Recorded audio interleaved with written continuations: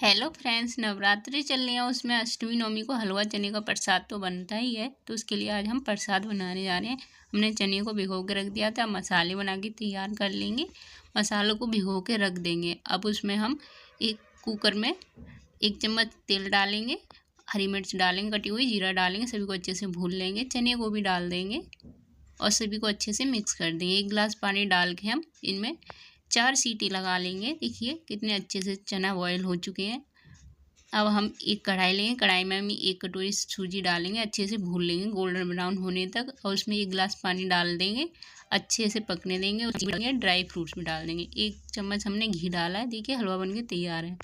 चने में हम धनिए को अच्छे से मिक्स कर देंगे। चने बनके तैयार है, हलवा भी बनके तैयार है। देखिए कितने सुंदर लग रहे हैं हलवा चना देखने में। खाने में बहुत ही टेस्टी बनता है। तो एक बार इस रेसिपी को ट्राई करें और आप मेरे चैनल को सब्सक्राइब कर लें, बेल आइकन को प्रेस कर दें। Thank you.